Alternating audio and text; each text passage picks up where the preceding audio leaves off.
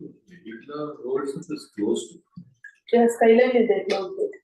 Oh, Leitla, stroller after it's closed. Yeah, because there is a trees are still there trimming. We are first coming like this and then thinking like, we come and then we had the road closure, but we went in. Oh, the massive trees like yeah, it's because of there's a old street, right? So it's a old trees are lost.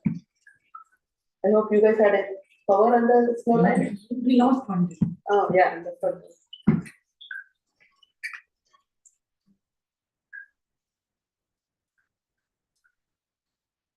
When we came to the stroller, the big tree has fallen down. Yeah, because the school doesn't have internet. Oh, that's what they're doing in paper. You start with.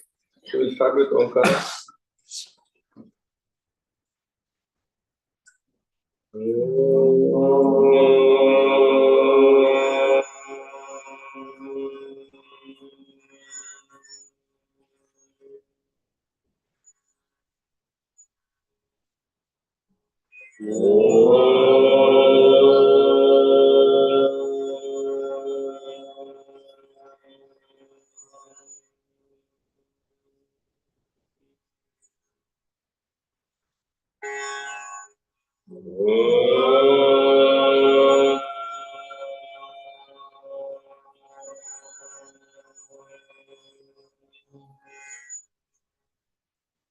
Shri Gurubhyo Namaha Hari Om Gananam Ganapatigan Havamahe Kavim Kavinamupamastravastamam Jyeshtarajam Brahmanam Brahmanaspadaha Shrunvannoti Vittida Sadhanam Mahaganapataye Namaha Prano Devi Saraswati Vadevirvajinivati Dhinama Vitriyavato Vagdevyai Namaha Om Sahana Bhavatu Sahano Bhunaktu Sahaviryan Karavavahai Tejasvinavaditamastu ma vidvishavahai Om Shanti Shanti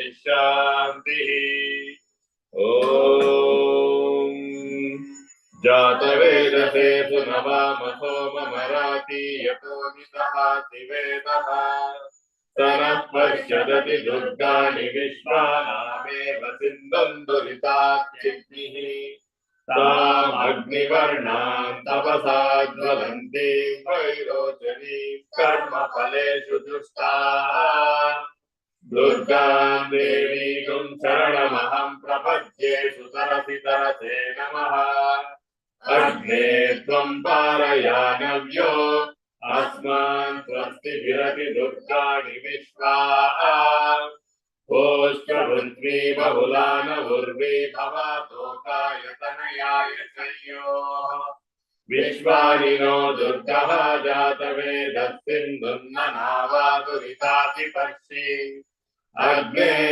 Atrivan Manasa Gurano Smakam Bhodhyagitatanuna Vritanaditagum Sahamana Mugramagnigum Huvema Paramasarastat Sanah Parshadati Durgani Vishwakshavadevo Ariduritattignihi Ratnoshikameedyo Advareshu Sanadaho Danavyasya Satsi Svanjaagne Tanuvam Viprayasva Svabhyantadau Bhagamaya Jasva Govirjushtamaya Jonishikantave Endra Vishnorar Sancharema Nagasya Prishtamari Sambhasano Vaishnavil Lokainamadayanta Om Pratyayanaaya Vidmahe Ganya Kumari Dhimahi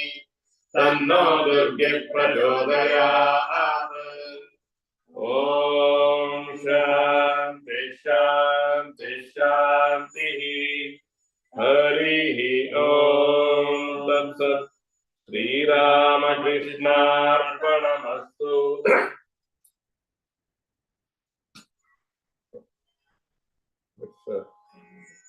You don't follow, but then let's follow after me.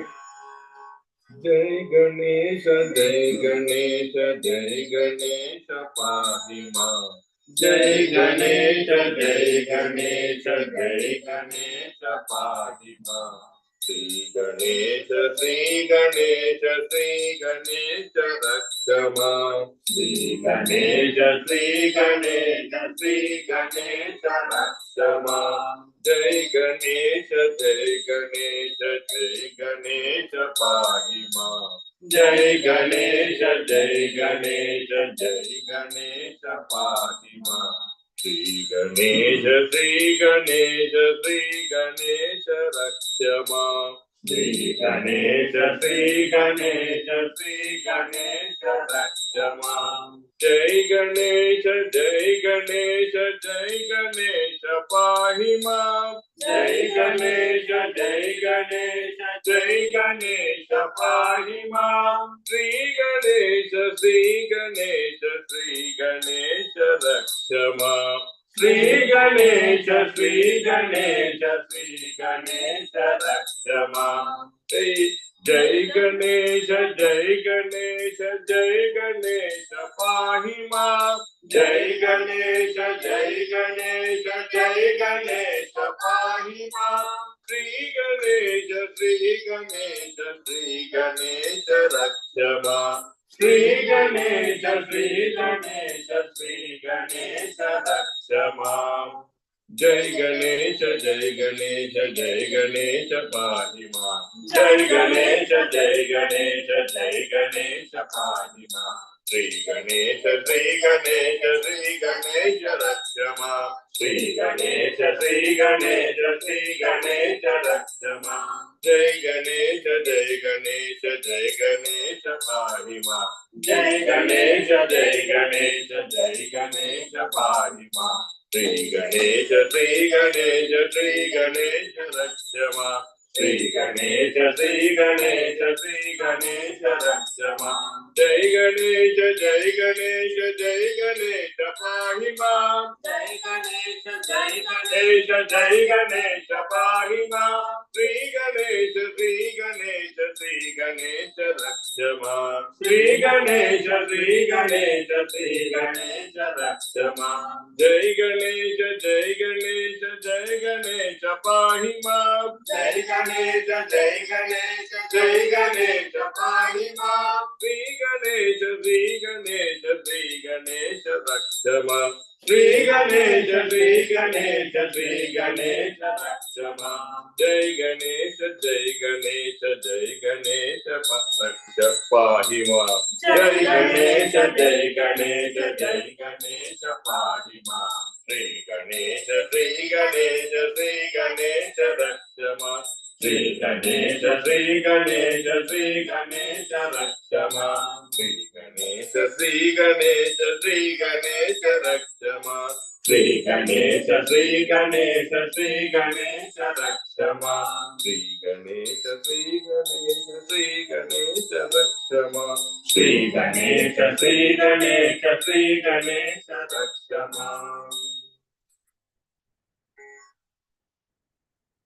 Another lead and follow. Let's follow. Om Shri Ram, Jai Ram, Jai Jai Ram. Om Shri Ram, Jai Ram, Jai Jai Ram. Om Shri Ram, Jai Ram, Jai Jai Ram. Om Shri Ram, Jai Ram, Jai Jai Ram. Om Shri Ram, Jai Ram, Jai Jai Ram. Om Shri Ram, Jai Ram, Jai Jai Ram. Om Shri Ram, Jai Ram, Jai Jai Ram. Om Shri Ram, Jai Ram, Jai Jai Ram. Om Shri Ram, Jai Ram, Jai Jai Ram. Om Shri Ram, Jai Ram, Jai Jai Ram. Om Shri Ram, Jai Ram, Jai Jai Ram. Om Shri Ram, Jai Ram, Jai Jai Ram. Om Shri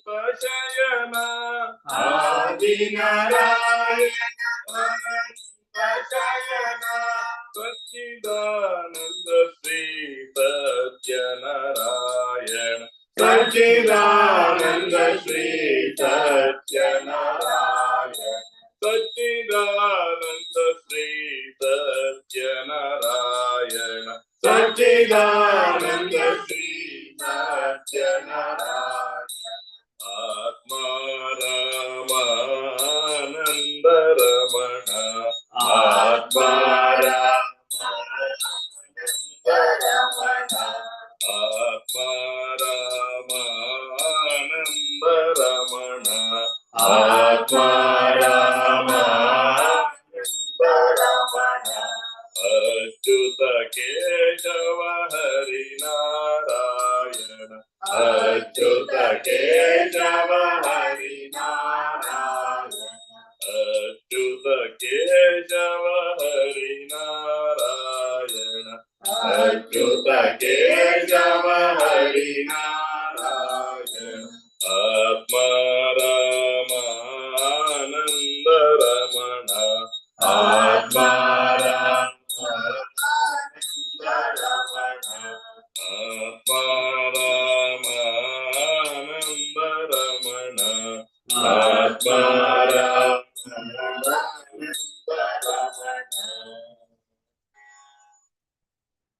So one more Namavali, follow after me. Shri Rama Lakshmana Janaki Shri Rama Lakshmana Janaki Shri Rama Lakshmana Janaki Shri Rama Lakshmana Janaki Jai Jai Bolo Hanuman ki Jai Jai Bolo Hanuman ki Jai Jai Bolo Hanuman ki Jai Jai Bolo Hanuman ki Shri Rama Lakshmana Janaki Shri Rama Lakshmana Janaki Shri Rama Lakshmana Janaki Shri Rama Lakshmana Janaki Jai Jai Bolo Hanuman ki Jai Jai Bolo Hanuman ki Jai Jai Bolo Hanuman ki Jai Jai Bolo Hanuman ki Shri Rama Lakshmana Janaki Shri Rama Lakshmana Janaki Shri Rama Lakshmana Janaki Shri Rama Lakshmana Janaki Shri Rama Lakshmana Janaki Shri Rama Lakshmana Janaki Jai Jai Bolo Hanuman ki Jai Jai Bolo Hanuman ki Jai Jai Bolo Hanuman ki Jai Jai Bolo Hanuman ki Shri Rama Lakshmana Janaki Shri Rama Lakshmana Janaki Shri Rama Lakshmana Janaki Shri Rama Lakshmana Janaki Jai Jai Bolo Hanuman ki Jai Jai Bolo Hanuman ki Jai Jai Bolo Hanuman ki Jai Jai Bolo Hanuman ki Shri Rama Lakshmana Janaki Shri Rama Lakshmana Janaki Jai Jai Bolo Hanuman ki Jai Jai Bolo Hanuman ki Jai Jai Bolo Hanuman ki Jai Jai Bolo Hanuman ki.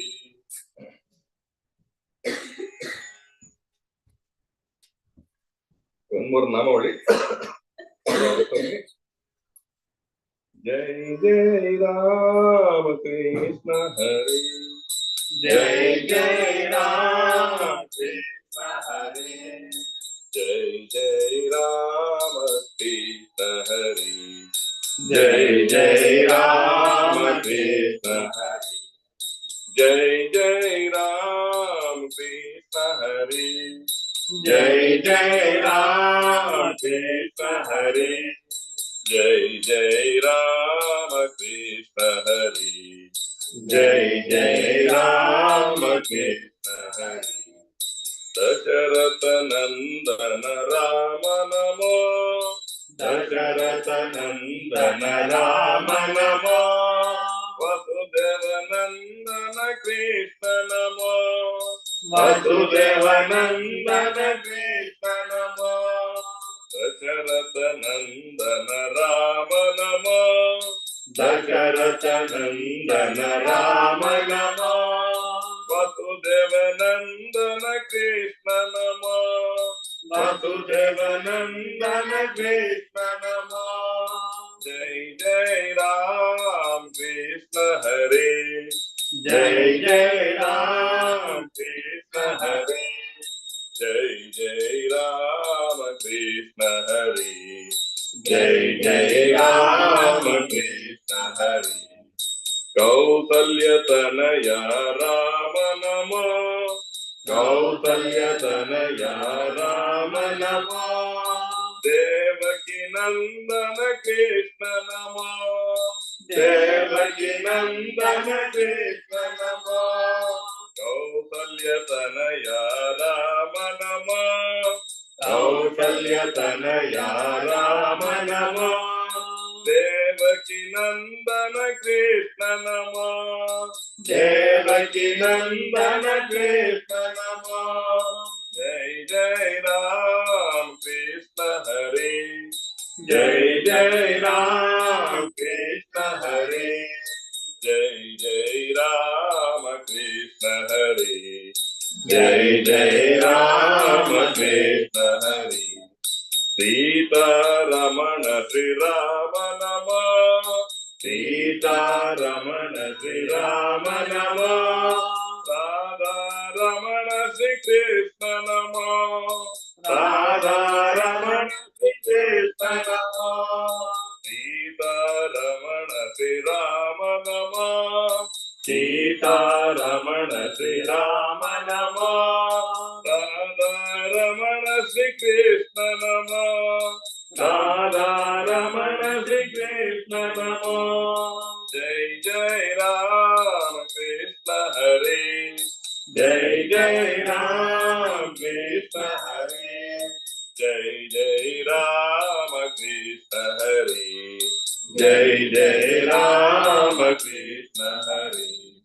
Ravan मर्दन राम नमो, रावण मर्दन राम नमो, कंस विमर्दन कृष्ण नमो, कंस विमर्दन कृष्ण नमो, रावण मर्दन राम नमो, रावण मर्दन राम नमो, कंस विमर्दन कृष्ण नमो, कंस विमर्दन कृष्ण नमो, जय जय राम कृष्ण हरे, जय जय राम कृष्ण हरे, जय जय राम कृष्ण हरे, जय जय राम कृष्ण हरे, जय जय राम कृष्ण हरे, जय जय राम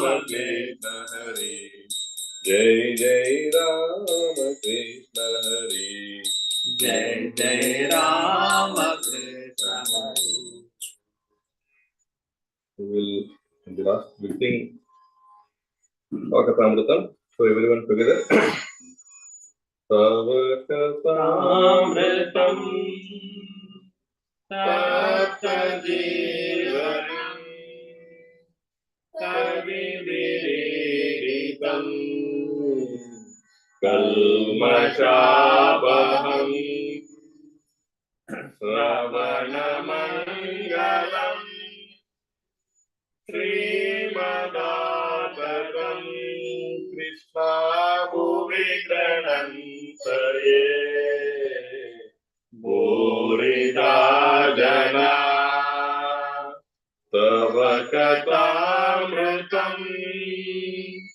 तप्तजीवनम् कविभिरीडितम् कल्मषापहम् श्रवणमङ्गलम् श्रीमदाततम् कृष्ण भुवि गृह्णन्तये भूरिदा जना.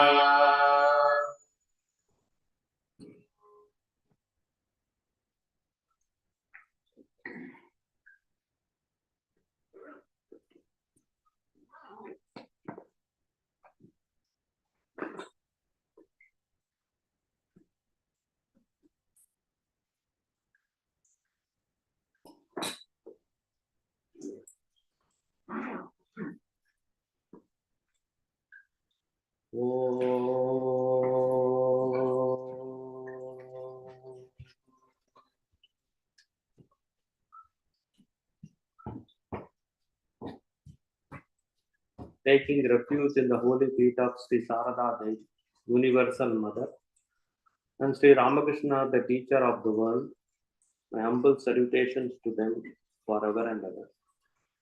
Kalyananam Abhikala Nidhi, Kapi Karunya Sima, Nitya Moda Nigamavachasa Mauli Mandhara Mala, Sampad Divya Madhu Vijayinaha Sandidattam Sadame, Saisha Devi Sakala Bhuvana Prarthana Kamadena. May Divine Mother, infinite source of all auspicious things, and ultimate abode of compassion, and one who is glorified in Vedas and Vedanta, the divine consort of Sri Ramakrishna, and the unique benefactor of all the worlds, always manifest before him. My humble salutations to you all. A beautiful story. The magic jars of gold. This was published long time before in Vedanta Kesari. Once a barber was passing by an haunted tree.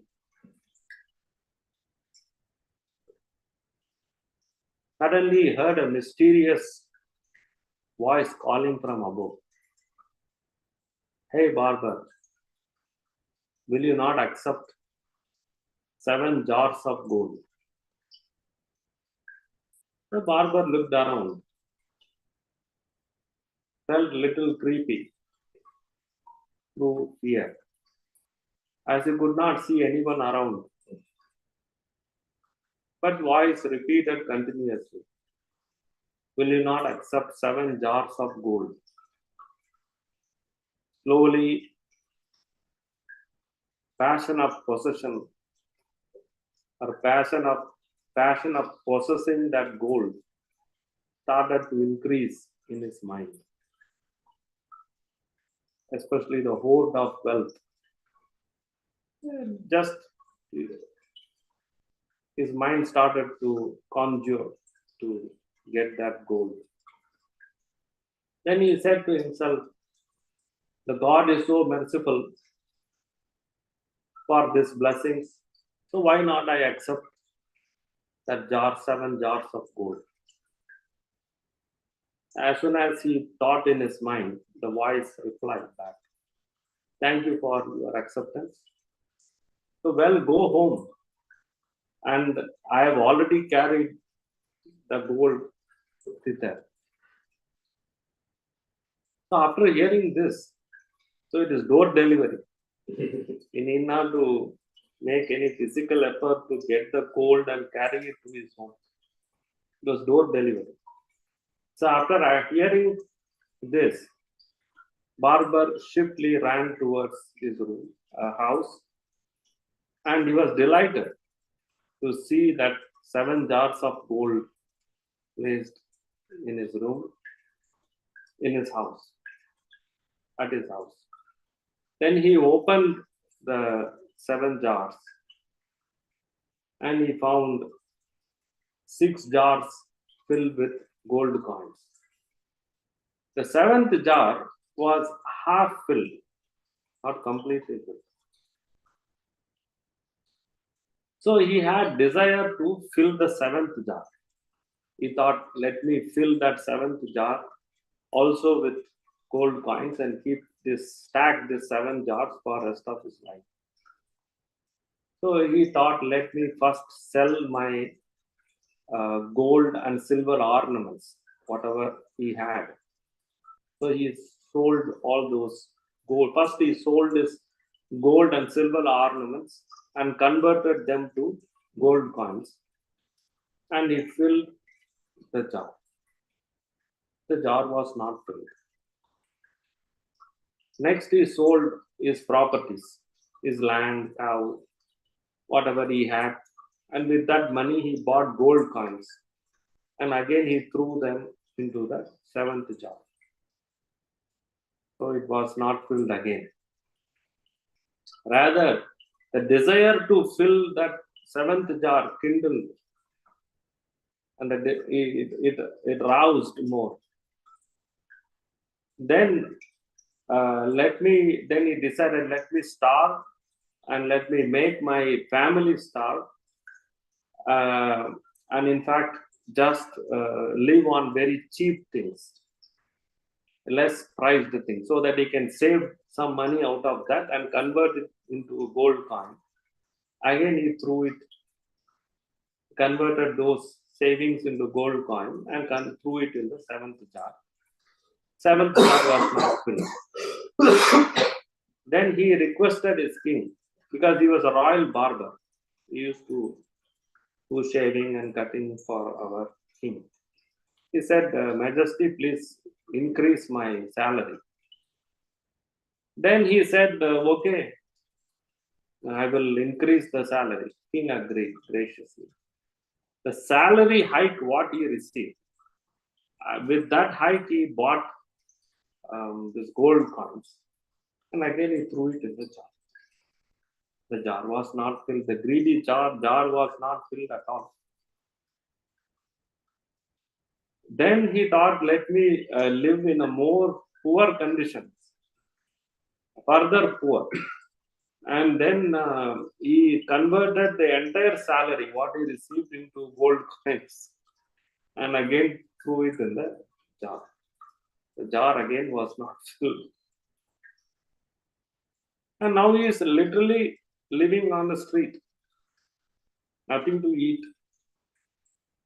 Then one day the king, seeing his sad plight, inquired of him by saying, hello, you look more miserable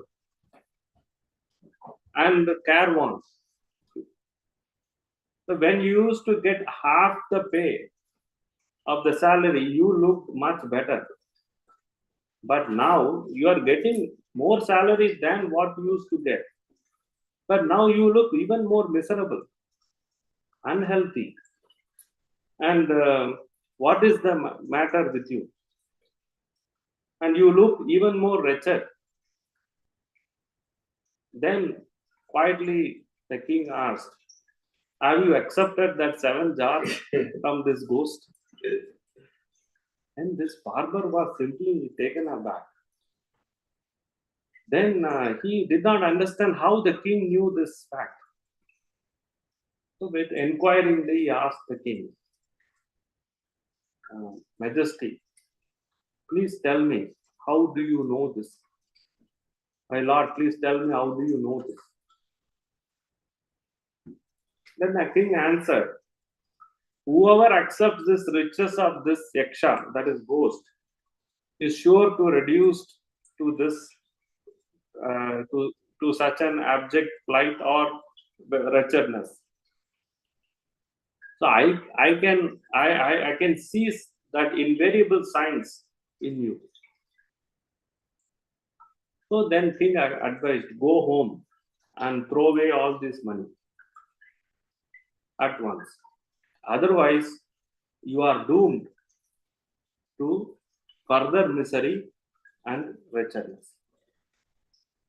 So this magic money contained in this jar is nothing but are the temptations for our suffering and destruction. So immediately he went home and he decided that let me not have this money. And he went to that under the haunted tree and informed that Yaksha, I don't want this jars. Please take them back. Then when he returned home, he found those jars were completely missing and it vanished completely. So the moral of the story here is the seventh jar of gold in our life that we are trying to fill that jar is something like we are pursuing the worldly things. So that can never be satisfied.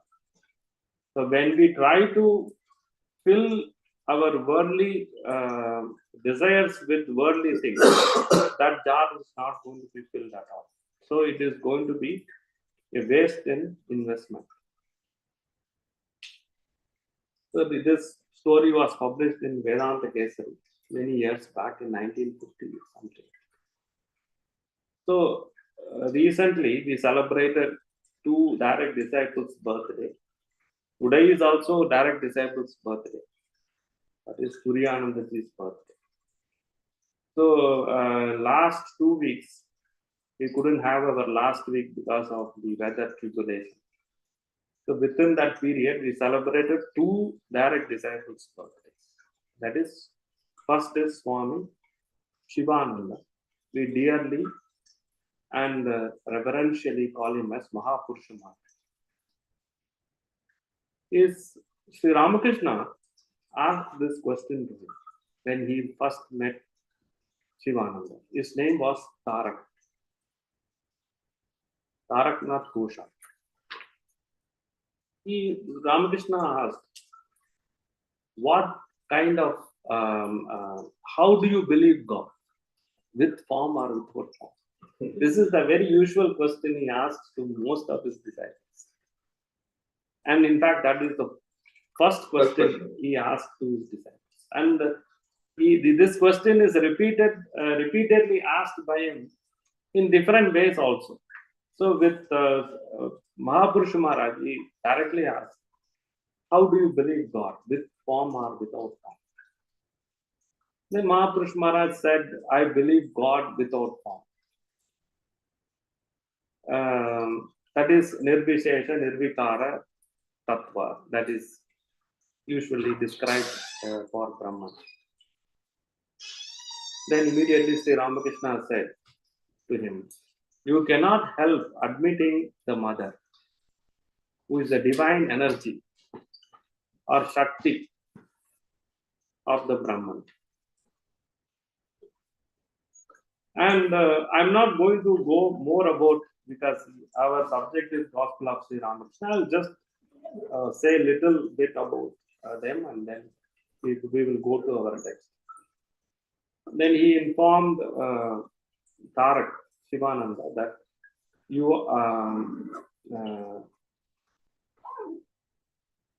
he said that your Tarak was human incarnation of Tyaga.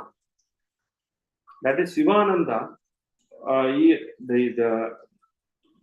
The concept of incarnation and auspiciousness. The concept of incarnation and Tyaga means renunciation, and auspiciousness incarnated as this person called Tyaga, Swami Shivananda.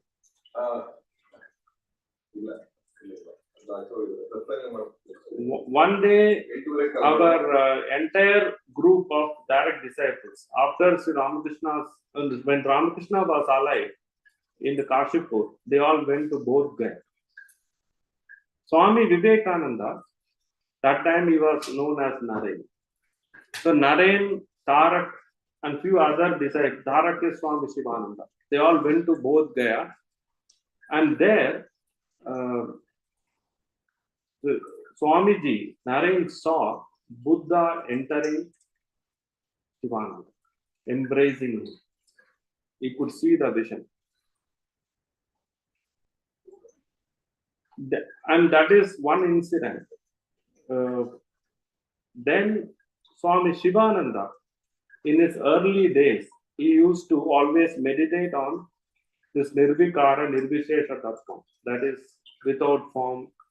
He won't believe in Vedanta, they call it Nirguna Brahman. So he used to meditate on that concept. That is the negative Advaita Vedanta of Shankaracharya, which is more of neti concept. So that one day, Sri Ramakrishna appeared in his vision and told him, I am your Guru. I am all in all. What I say you should be, you should obey. I already told you that you should accept Shakti along with Brahman. Don't separate Shakti from Brahman. Your way of meditation is detecting the Shakti. You must add Shakti because she is the the power of Brahman, and who that power is all these changes, whatever we see around. So don't neglect her. So from then on, Shivananda amended his conception of Brahman as Nirvishesha to the Sabhishesha, that is with attributes. Then he became president of the order after the death of Raja Maharaj, that is Swami Brahmananda. Brahmananda ji passed away in 1922. Holy Mother left in 1920. Brahmananda ji left his mortal body in 1922. After that, Shivananda became the president of the Ramakrishna. Then he was president for almost 12 years after Brahmananda. Then 1934, Shivananda leaves his body. He was the only president who lived, direct disciple, who lived in Belur Math for a long time. Most of the direct disciples, they never lived in Belur Math. They used to live in other locations. But Shivananda was the only person. And in fact, Shivananda had to face many direct disciples' death during his tenure of presidency. So with this, one direct disciple is over. The second direct disciple's birthday we had is Swami Saradananda. Saradananda ji was really a great Swami, and he was born after 3 years of Swamiji's birth. So Swamiji was born on 1863. He was born on 1865. Sorry, 2 years. And his name is Sharat Chandra Chakravarti. The moment Sri Ramakrishna saw Sharat, he immediately understood that he is an apt person for his work. And he said to Sharat, don't get married. Then, same question Ramakrishna asked, how do you see God? It was different. To Shivananda, he asked, do you believe God with form or without form? That is the question he asked to Shivananda. Now, to Sharat, he did not ask that way, because he knows that he believes in God in a most with attributes. So he changed this question. How do you want to see God? Then Sharat said, I want to see God in all beings, as Antaryami of all the sentient and insentient, whatever we see. Then immediately Sri Ramakrishna said, that is the highest and last stage. You cannot go to that last stage in the first go. You have to go step by step. Then Sharat was asked, which God do you like? He said, I like Ganesha. I want to meditate on Ganesha. And Sri Ramakrishna said, no, your model is Shiva. You cannot meditate. Your chosen deity cannot be Ganesha, it should be Shiva. Then he said, Shiva represents patience, equanimity, and compassion. Because in Purana, we know he drank that poison to save Alahala Visha, to save the Jagat world. So he said, you have those traits of Tyaga and compassion. Then Sri Ramakrishna personally advised Sharat. He said, always show love wherever there is hatred, and sympathy where there is bitterness, and compassion where there is resentment. And in fact, Sri Ramakrishna said to Sharat, think me, that is Ramakrishna as his Shakti, because later he is going to be the first general secretary of the Ramakrishna order. So he was a bit hesitant whether he has that much power to manage this entire order, the first go. Ramakrishna gave the guarantee. Think that I am the power. And he even sat on him. Ramakrishna sat on Sarat. And he asked, how do you think I am weighing?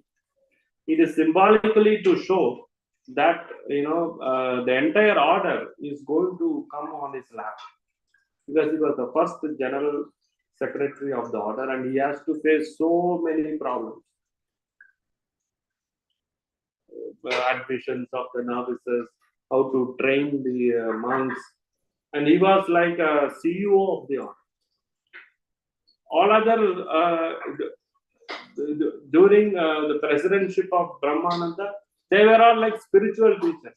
They don't enter in, they don't get involved into all the affairs, day-to-day affairs of the math. So he had to face all this. He has to answer many letters, communications that this manage many things. And the most important thing is he was the personal secretary of Holy Mother. And how the Holy Mother trusted Sarat Chandra is beautiful.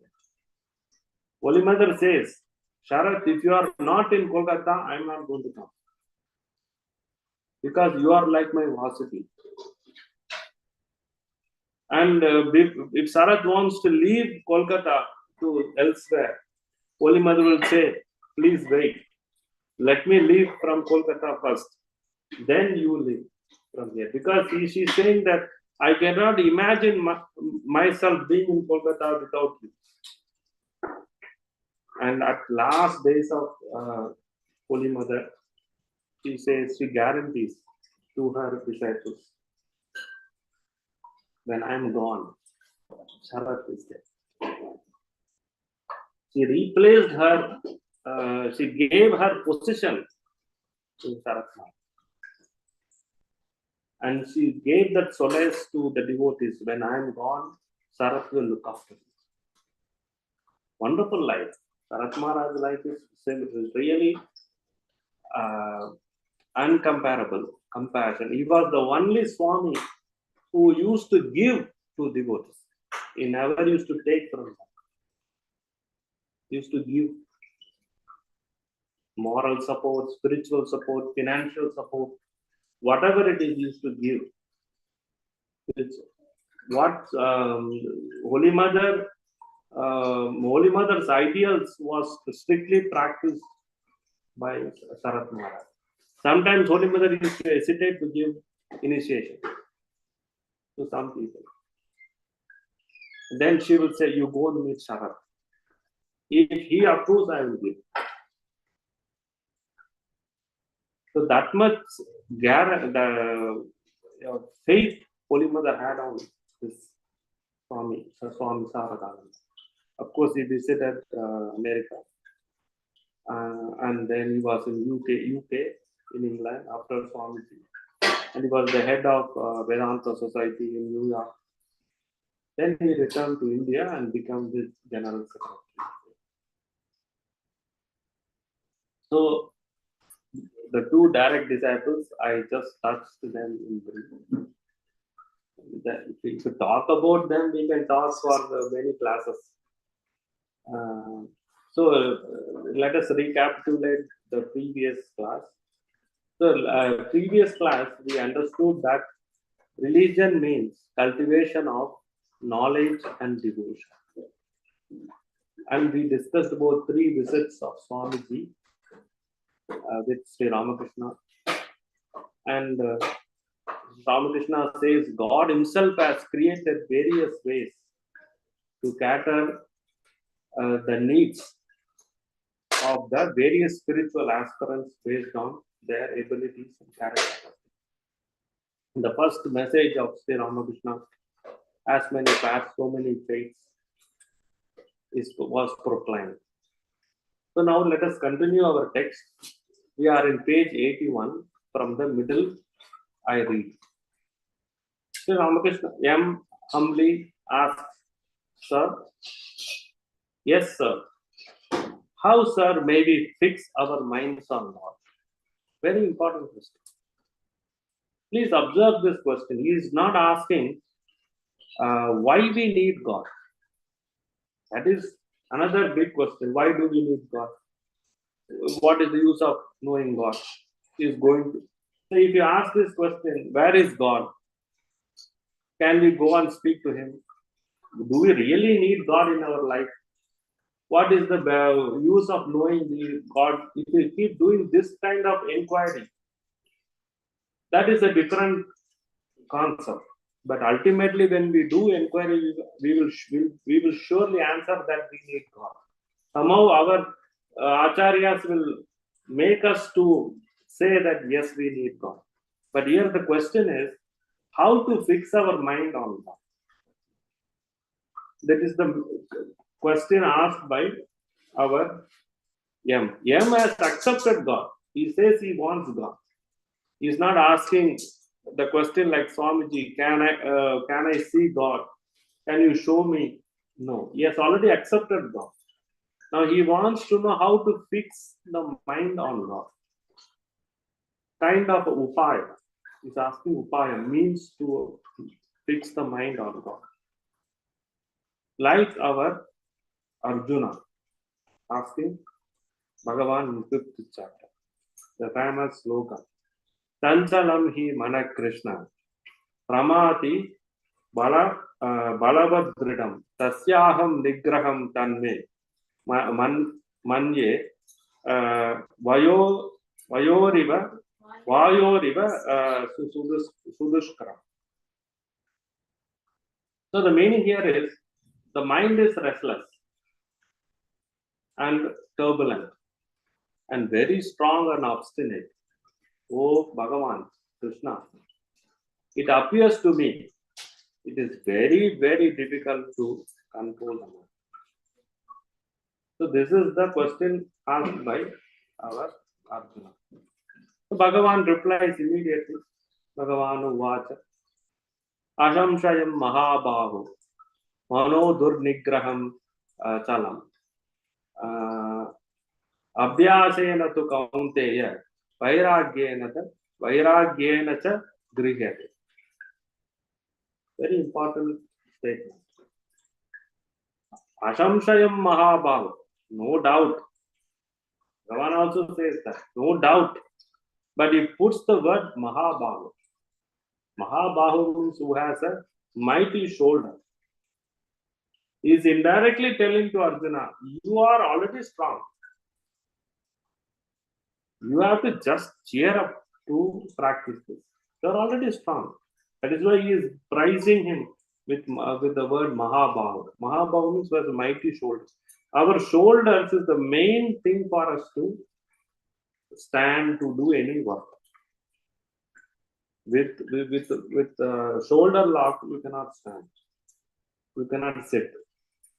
There you cannot lift you can't do any work.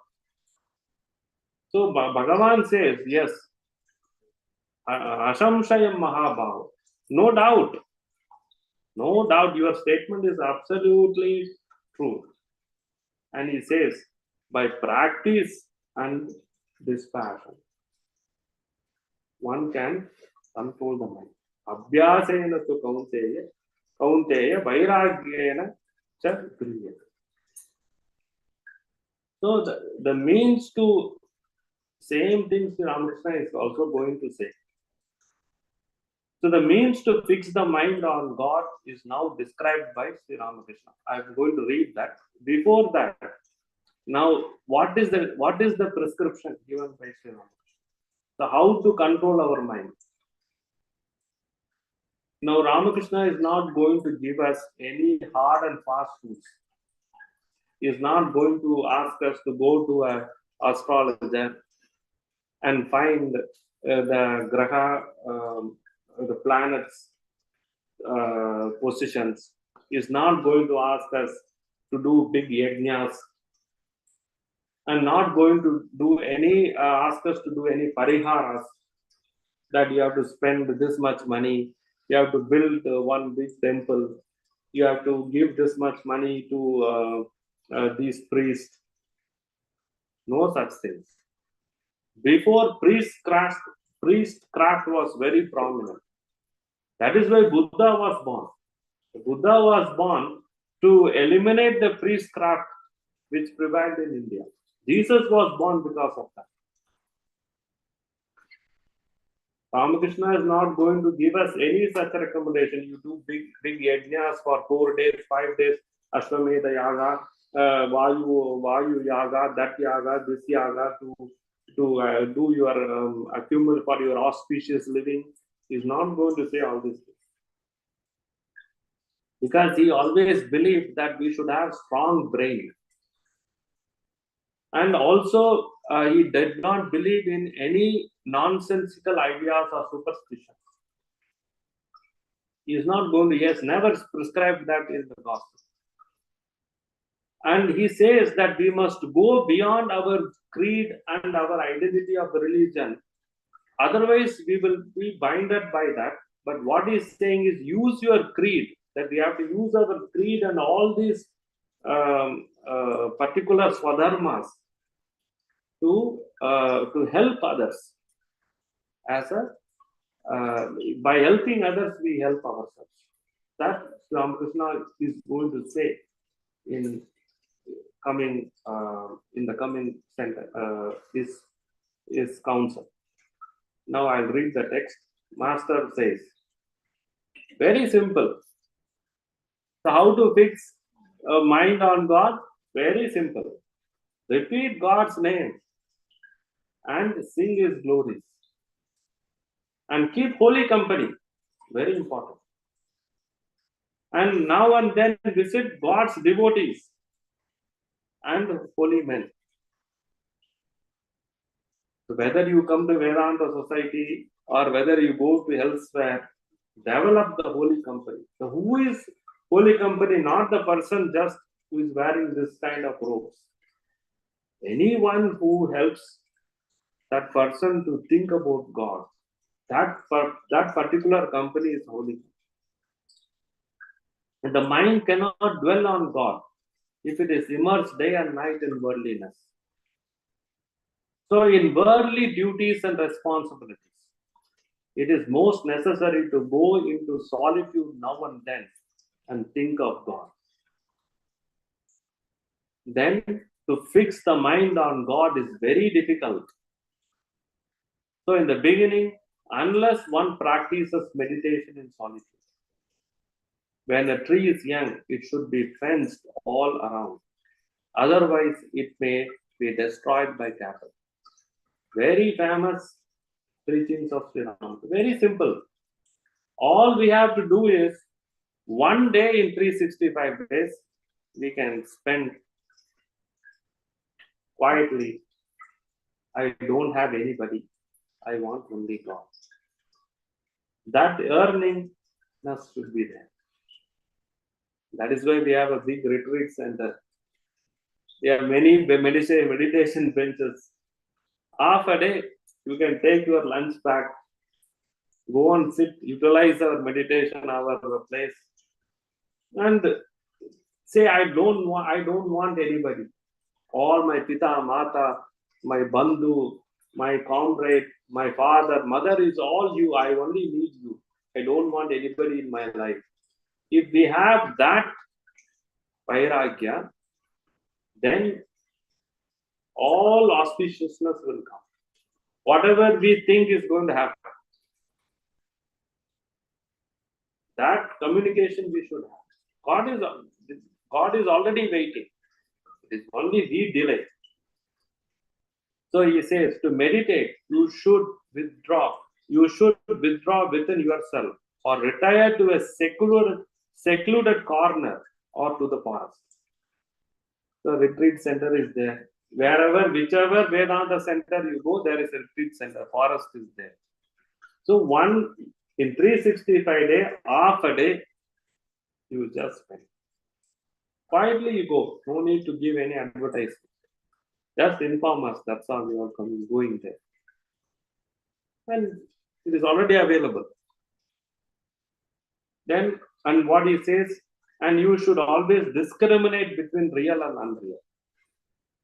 Nitya, Anitya, Vivek.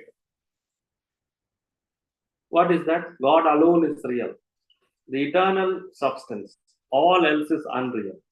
Here, unreal means, of course, there are two ways of understanding. Unreal is called as illusion in some Vedantic interpretation. In some interpretation, it's impermanent. That's Anitya. That means changing continuously. By discriminating thus, one should shake off impermanent objects from the mind. So what is being told here? Sri Ramakrishna says nothing but Sravana, Manana, Nididhyasa. Sravana, Manana, Nididhyasa. What Vedanta says, exactly Sri Ramakrishna says in a very simple way. He says Sravana, hear the Lord's name, sing his glories. And hearing the Lord names means that will record in your mind, in our mind. Then Manana, after hearing the God's name, we have to think about God. The auspicious Swarupa, whatever we think on that particular concept, we think. Then Nididhyasa. What is Nididhyasana? Priti Purvaka Dhyanam. When we meditate, we should do with loving devotion. We should love that concept. Then we become expert in it. These three, that is Sravana, Manana, Nididhyasana, has to be there in everything, whatever we do. Only then we become an expert in that field. You ask even a scientist, when they want to discover or invent something, they have to hear about the concepts, then they cogitate and think a lot deep, and they develop a kind of a love on that subject.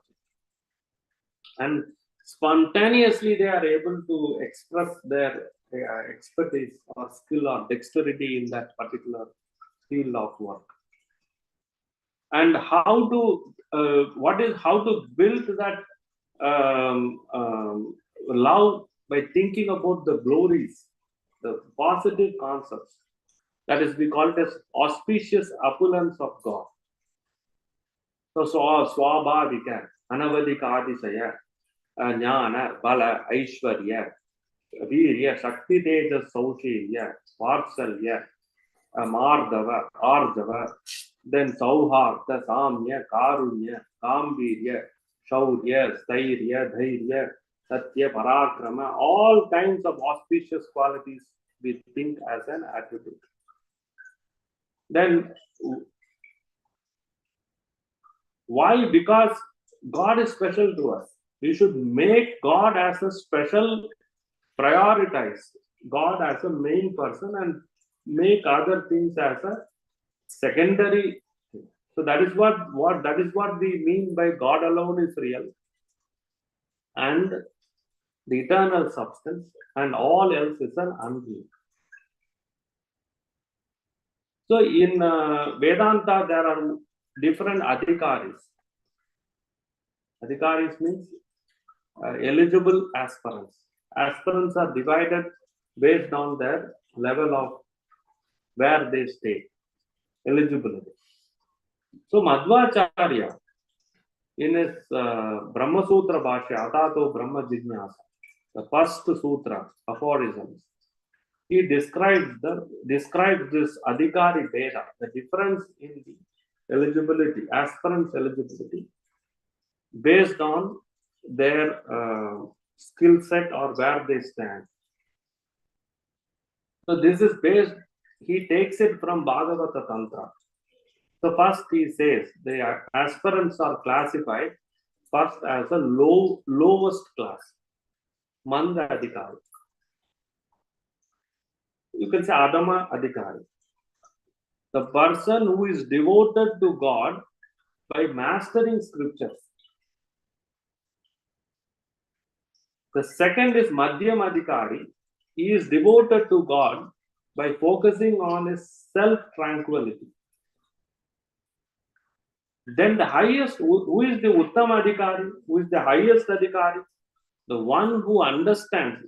Madhvacharya writes this in his Bhashya. One who understands the futility and the perishable character of all these material things, whatever we see. And that is the creation of Brahma. That is from Brahma to the lump of or clump of grass. And who is also residing oneself above all desires and resign himself to the, who surrenders himself to the feet of God. And also sees all works in God. He is called the Uttam Adhikari.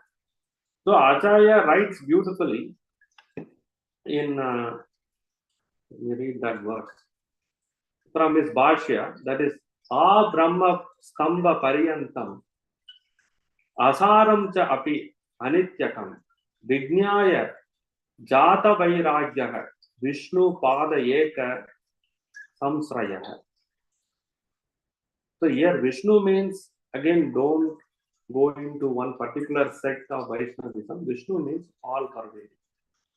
So Brahman is all pervasive like sky, ether. So this is otherwise called as Aham Brahmasmi. What we mean is when we disidentify ourselves from all this material object, then where do we identify with? We want to identify with something, someone who doesn't have perfection, who doesn't have imperfection, sorry, and who is always available. If we identify with opposite to those characters, we don't want to identify with imperfection. We want to say we are correct all the time. We want to be perfect all the time. That is why we are working. We are living for what? To be perfect. So let us identify with Brahman, who is all the time perfect, that is against imperfection, and at the same time unlimited. Aham Brahmasmi means, according to Madhvacharya, of course, Shankaracharya will say, I am Brahman. That is direct way of putting it. Madhvacharya says, Aham Brahmasmi means Brahman who is imperfect, who is against imperfection and no limitation. We would, how to identify it is better to identify that way than we saying that I am man, I am woman, I am such and such doctor. Anyway, all these are imperfection. It has limitation. Let us be proud to identify ourselves all the time with perfection and who is not limited. So that way our identification is always can be permanently kept. Now Ramakrishna continues. How to manage our worldliness is explained in detail by Sri Ramakrishna.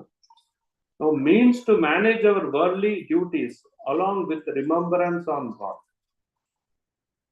Now the question comes, we all know the world is impermanent. God only is real, the world is unreal, and we say, but we have so many duties to do. So what to do with that? Shall we stop working? We have to cook, we have to go to office, we have children, we have social duties, we have religious duties, we have our personal duties.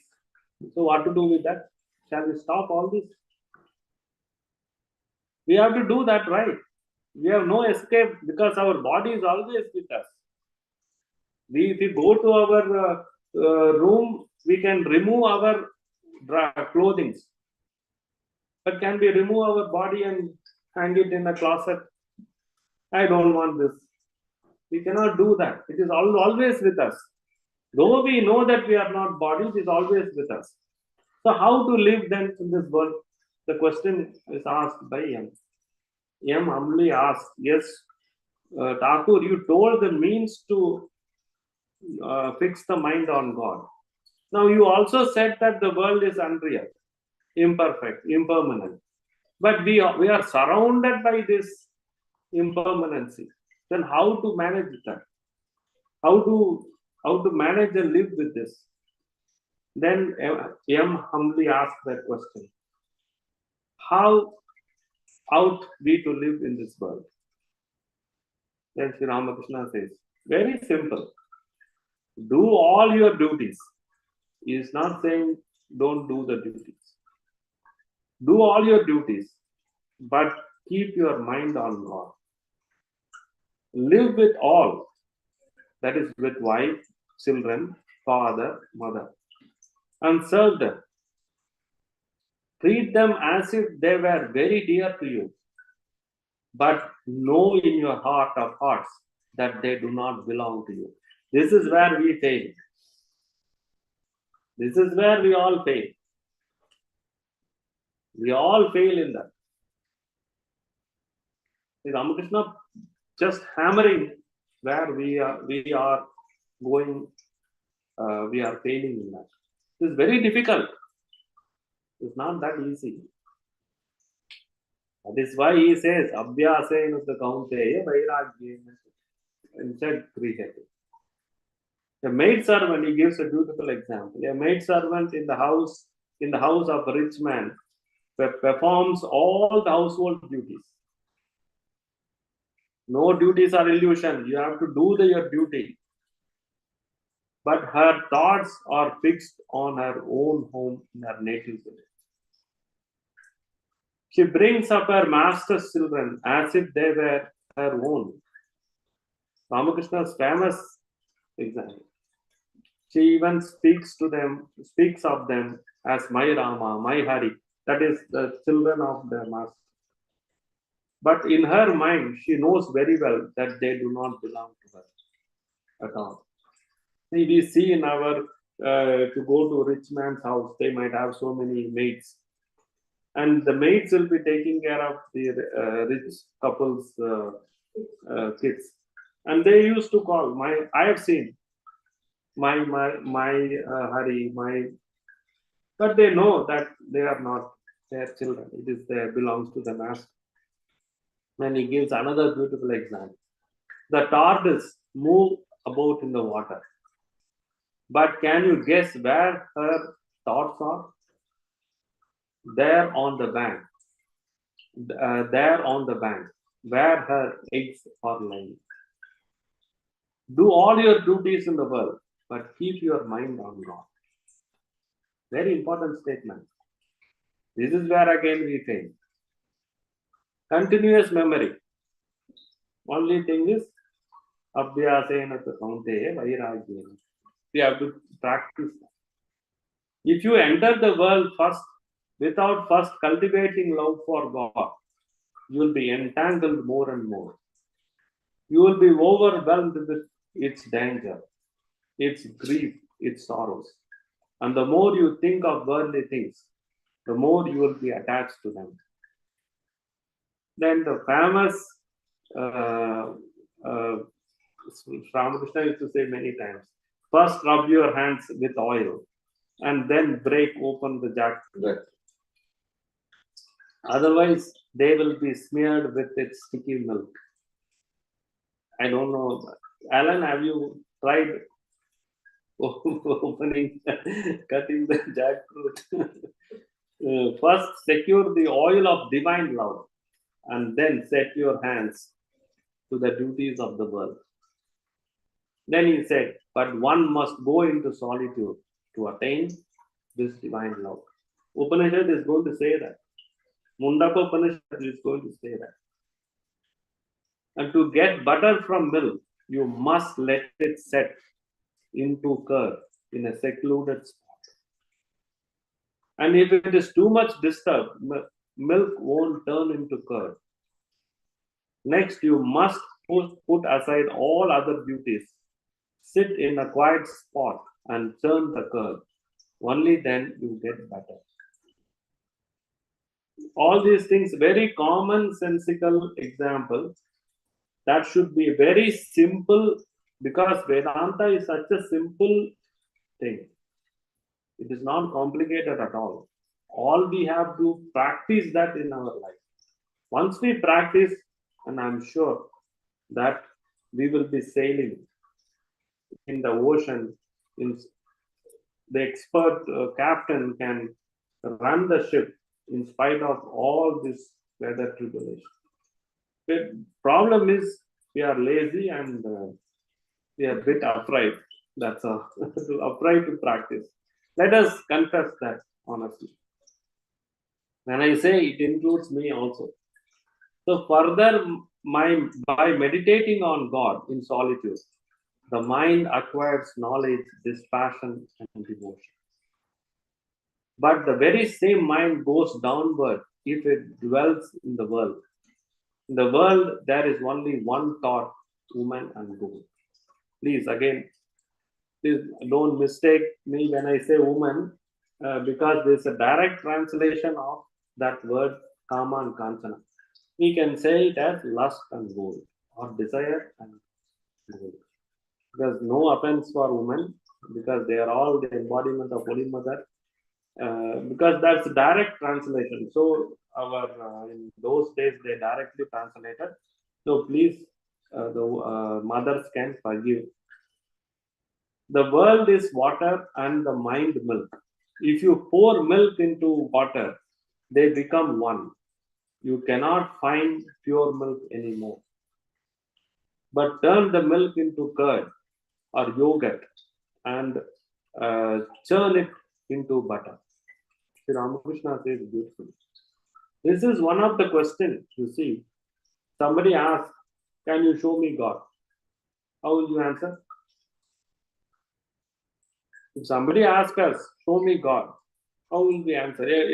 Nowadays, kids, modern kids, American kids, they will ask us, show me God. Then how to answer them? We should answer them right, should make them understand. Then we take them, yes, I can answer you, I can show you God. So the best answer to that question is, you take that kid, whosoever asks that question, and show him a pot of milk. You show him the pot of full cream milk and ask him to show where is butter in that. You ask that man to show butter in that milk. Butter is there in the milk, nobody can deny. You ask that man, that person to show butter from in the milk. You cannot show. You will say butter is there in the milk, then you show. Then you show. So show the butter in the milk. Nobody can deny that presence of butter in the milk. Butter is not milk. Milk is not butter. You know very clearly. But we cannot show the butter in the milk when it is in the milk state. So what we need to do? We need to convert it into yogurt. Then we used that, what do you call that? Blender or something. Then we do that churning. Then the butter is formed. Then after that, you can put the butter in the same buttermilk. Then it won't happen. You can easily distinguish the butter from the milk. So in that way, when somebody asks where is God, God is everywhere, like the butter in the milk. But we have to do the process. Then the yogic mind, the concentrated mind, can easily see the presence of God in this world, and he can also see the distinction between the world and the God, and they are inseparably together, and they are not mixing. Butter will not mix with the buttermilk when you put the after extracting the butter. We all know that it's a fact of life. Or whether we put the butter in the buttermilk or water, the water and butter will not get mixed. You can easily see the distinction. In those days, before refrigeration, they used an earthen pot. They used to put the butter in the navanitam in that pot of water, because the earthen pot will keep that butter cool. Now we have refrigerator, no problem. We can keep for 1 month also. But those days they immediately melt and make it as ghee. Every day we used to do in India. So Sri Ramakrishna is giving all these examples. Very simple example. No need, there's no complication at all, which we daily do and experience. So practice spiritual discipline in solitude and obtain the butter of knowledge and love. And even if you keep that butter in the water of the world, the two will not mix. He is saying it in a different context, but I said in another way. So the butter will float. So together with this, you must practice discrimination. This word is very important. Viveka in Sanskrit. Discrimination is viveka. So the practice discrimination, what? Woman and gold. Again, I apologize. Lust and gold is impermanent. It is there in the text. God is only eternal substance. What does a man get with money? Food, clothes, and a dwelling place. Nothing more. We cannot buy God with money.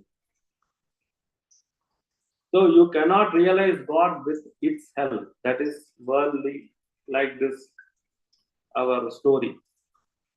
Filling the seventh jar, he was keep on throwing the gold coins, was never got filled. Therefore, money can never be the goal of life. So that is the process of discrimination. So like this story I said, our wise king advised, get rid of this jars from your life. Then you will find peace. Obviously, he did that. So do you understand? Sri Ramakrishna says that. Running out of maybe 5 minutes. Sri Ramakrishna states that we need to remember God all the time in our life. The remembrance of God is nothing but firm memory. Dhruva Smriti. Chandogya Upanishad says that. Dhruva Smriti. Continuous memory. And that Dhruva Smriti is nothing but bhakti. People say, I love him because I always think about my son. I love my son. I always think about her. Oh, she's my sweetheart. I always think about her. Otherwise, that relationship will not be there. So that is bhakti.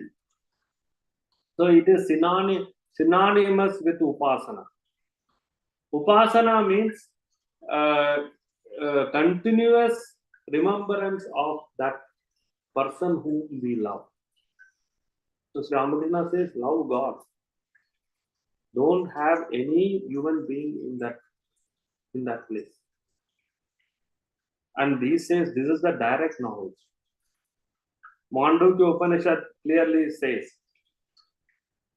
Tatra apara rigvedo yajurvedo samavedo atharva vedaka siksha kalpo vyakaranam niruktam chandaha jyotisham iti ata para yaya tat aksharam adhigamyate. So The Upanishads clearly divide this Apara Vidya and Para. First part of the Mundaka Upanishad clearly. Apara Vidya means which is indirect knowledge. Para Vidya is direct knowledge. Direct knowledge means you are getting aproksha knowledge, and this is paroksha knowledge. If you say in Sanskrit, pure Vedantic language.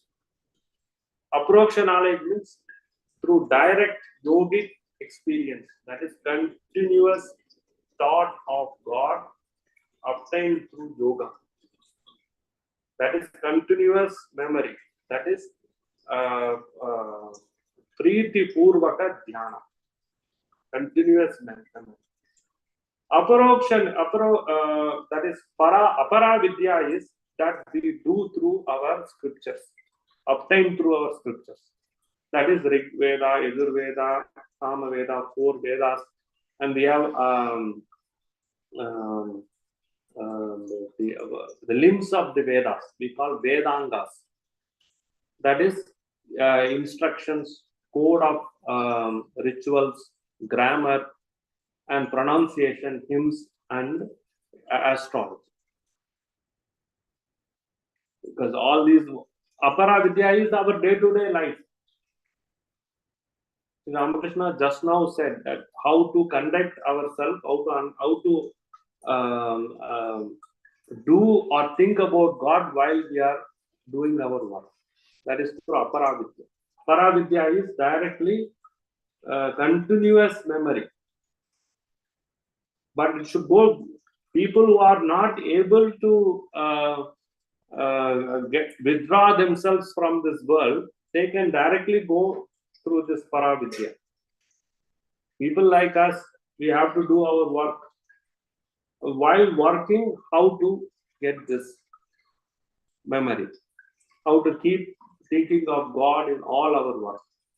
So, Mundaka Upanishad clearly says that Apara Vidya has to be practiced through our normal karma, whatever we have.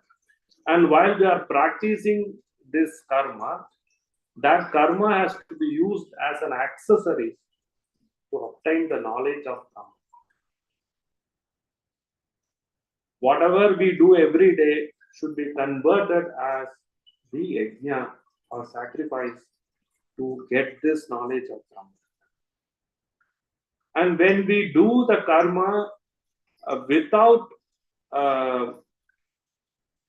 attachment to the fruits, but we do it for the sake of for developing the remembrance of God, then it becomes this Apara Vidya is going to be fruitful. Both Apara Vidya and Para Vidya is going to is used to employ to or deploy to get the knowledge of Brahman. Para Vidya is for a higher people who can directly manage to go with yogic vision. Apara Vidya is for us, for people like us who are involved in the day-to-day work, karma yoga, and along with karma, we have to utilize this firm memory, and these karmas are going to act as an accessories to gain this memory. So what are the efforts we have to do, or what are the faculties we get while we work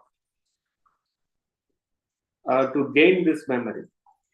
So it says Viveka, Vimoha, Abhyasa, Kriya, Anavasada, and Anu Uddarsha.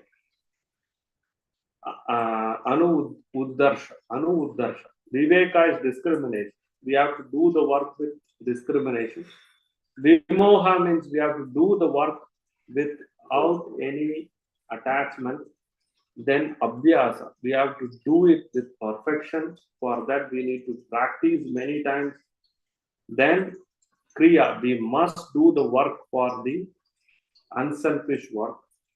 Then Anavasada, we should do the work with absolute strength. We should not feel we are weak. Any work we do, we need strength. Otherwise, how would we do the work? Even to drive a car, we should feel the confidence. Yes, I can drive positively. Then anuuddarsha, absence of excessive merriment. Elations. Sometimes we go with absolute excitement. He is saying to balance, keep the mind in balance.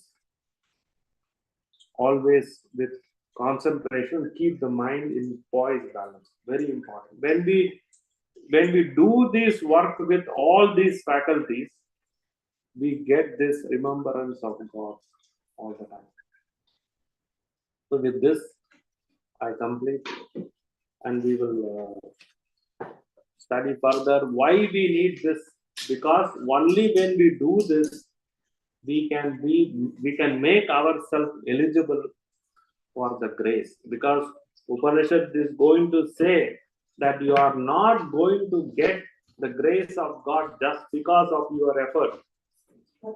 It is going to say that by grace of God, we are going to get moksha.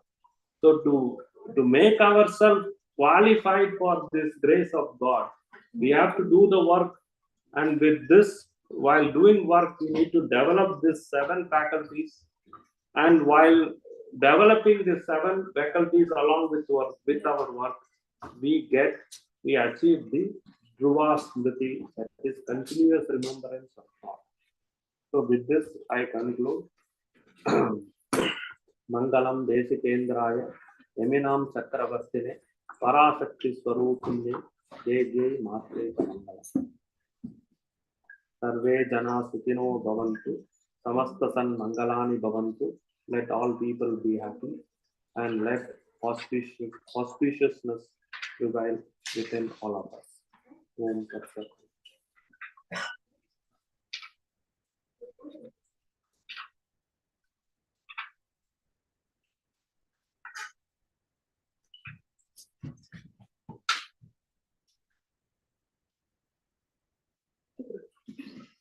Ready, Arati Rama Tumari Jaya Jaya, Arati Rama Tumari Prananatha Raghunatha Murari, Prananatha Raghunatha Murari, Arati Rama Tumari Jaya Jaya, Arati Rama Tumari. Shukanaraga Muni Sagaragare, Shukanaraga Muni Sagaragare, Bharata Shatrugna Navaratudave, Bharata Shatrugna Navaratudave, Arati Rama Tumari Jaya Jaya, Arati Rama Tumari. Pitavasana Vajayanti Mala, Pitavasana Vajayanti Mala, Meghavarana Tanu Nayana Vitala, Meghavarana Tanu Nayana Vitala, Arati Rama Tumari Jaya Jaya, Arati Rama Tumari. Chakradhara Hai Lakshmana Brata, Chakradhara Hai Lakshmana Brata, Arati Karata Hai Kaupalya Mata, Arati Karata Hai Kaupalya Mata, Arati Rama Tumari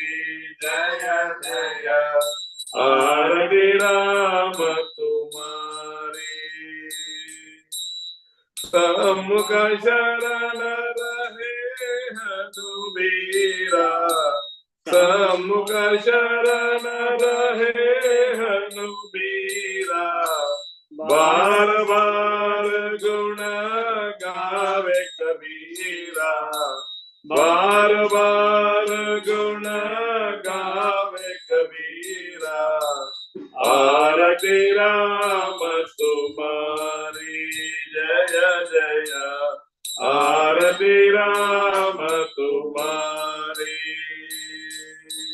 प्राणनाथ रघुनाथ मुरारी प्राणनाथ रघुनाथ मुरारी आरती राम तुम्हारी जय जय आरती राम तुम्हारी जय श्री गुरु महाराज जी की जय श्री महामाई की जय श्री स्वामी महाराज जी की जय श्री श्री दुर्गा माई की जय श्रीमद स्वामी तुरानंद महाराज जी की जय जय बोलो बजरंग बली की